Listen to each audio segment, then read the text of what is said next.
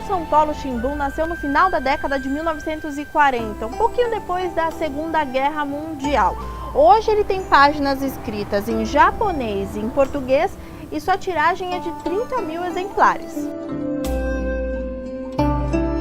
A redação do jornal fica aqui na Liberdade e a gente vai conhecer um pouquinho mais sobre a história dessa publicação. Vamos lá!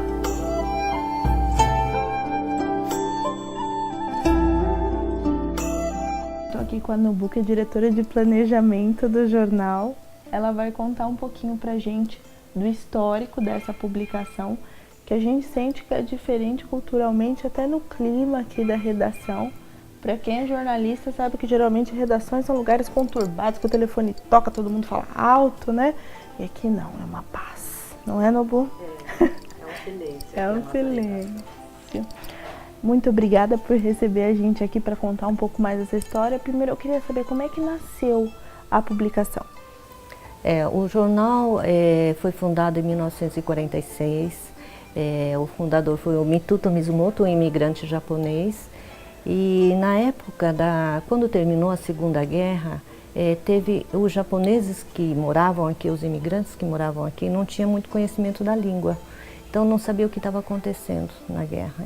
E uns acharam que o Japão tinha ganhado a guerra, outros achavam que perderam a guerra.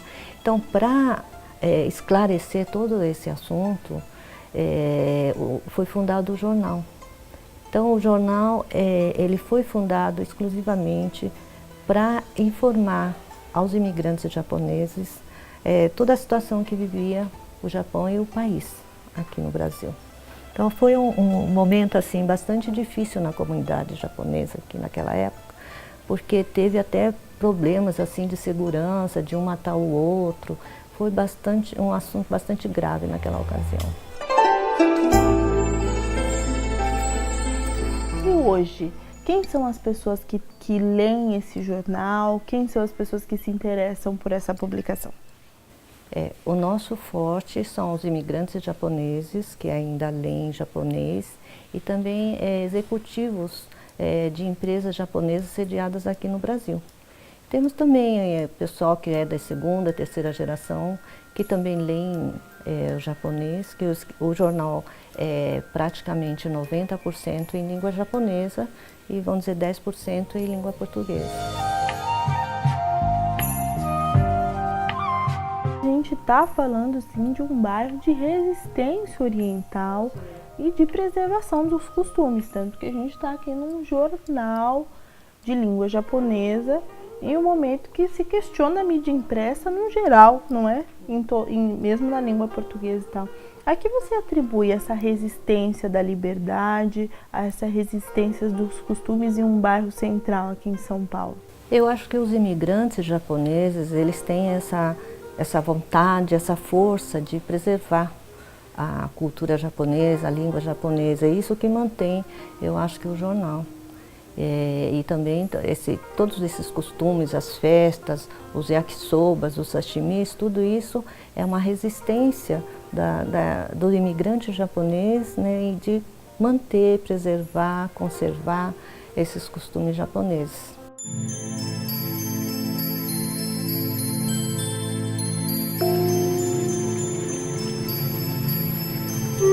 O Samba no Pé continua aqui na Liberdade. Um dos grandes atrativos do bairro é, sem dúvida, a comida. E se é para falar sobre a tradição da culinária do bairro, não dá para deixar de conhecer a nossa próxima parada.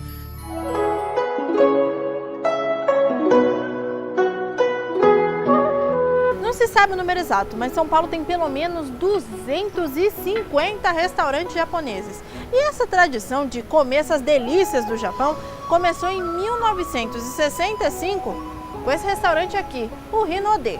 E eu, que não sou besta, vou conhecer essa história e essas delícias. Bora lá!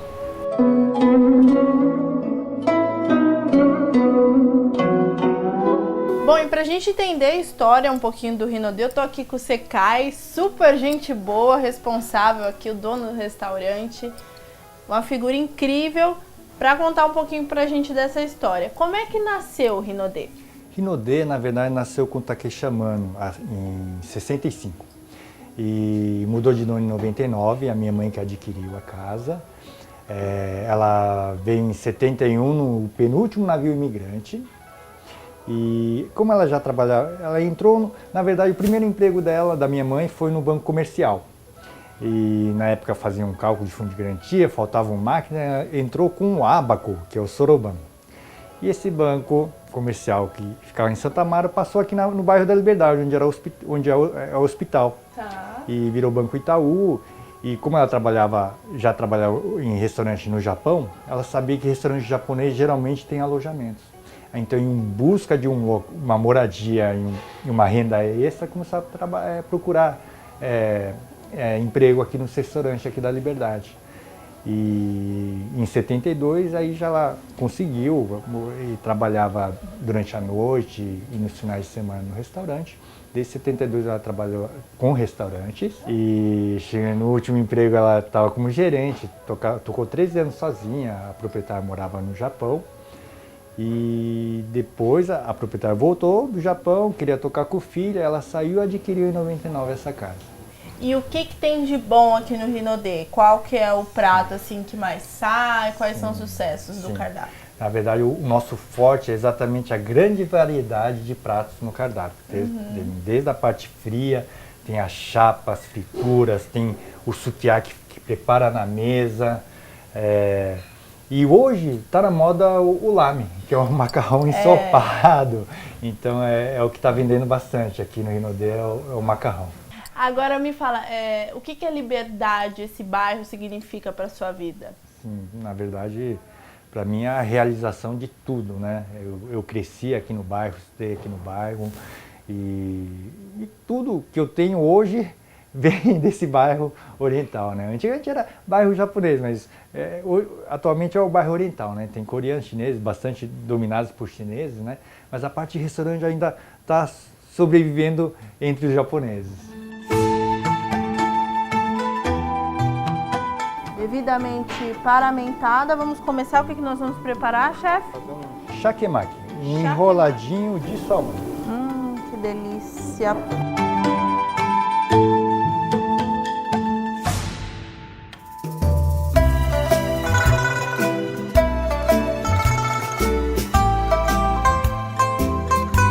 A famosa Feirinha da Liberdade acontece oficialmente desde 1975 e atualmente ela é dividida em duas partes. Essa aqui de artesanatos e um pouquinho mais lá na frente a gente encontra as comidas, claro. E agora a gente vai dar um rolê por aqui para conhecer um pouquinho mais disso tudo. Bora lá, vem comigo!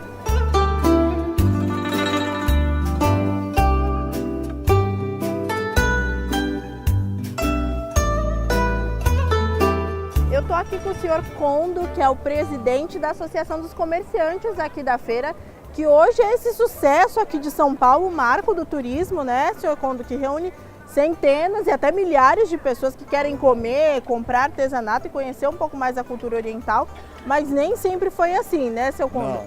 Como é que começou essa história? Trabalhavam aqui muitos orientais. Então, o presidente na época, o senhor Mizumoto, ele, conversando com outros presidentes de associações orientais, falou: precisamos fazer alguma coisa aqui na Liberdade para chamar a atenção da população para o bairro, que seja um bairro oriental. Aí tiveram a ideia de criar essa feira.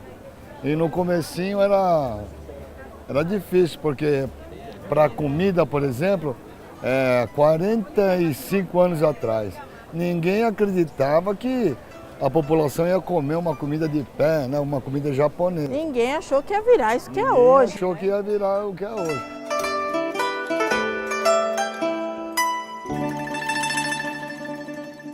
O visitante que vem aqui na Liberdade, o que ele encontra nessa feira? Bom, ele encontra de tudo que você imaginar, né?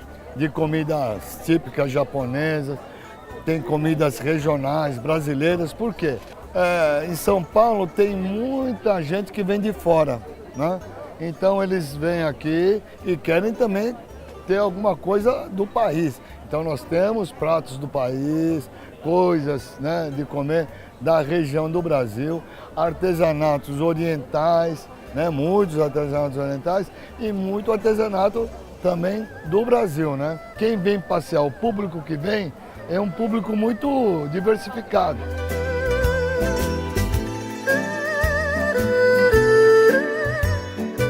E para o senhor, com toda essa trajetória, o que o bairro da Liberdade significa para a sua vida? Meu pai, ele fez a vida aqui na Liberdade e eu vi meu pai trabalhando e eu continuei fazendo o que ele faz, cozinhar, né? Então, é uma coisa tão gratificante que é emocionante. Sei que o senhor é suspeito de falar, mas o que tem de bom aqui quando alguém fala, ô, senhor, quando eu vou lá na feirinha, o que o senhor recomenda? Olha, aqui nós temos uma média de 20 bancas de comidas, né? Então, tem gosto para todo mundo, porque às vezes você não gosta de uma determinada coisa, uma comida, né? Ah, eu não como carne, mas tem peixe. Nós vamos andar ali, vocês vão comer de tudo ali. Eba. Vocês vão. Então vamos lá. Vamos lá. Bora lá, vamos lá.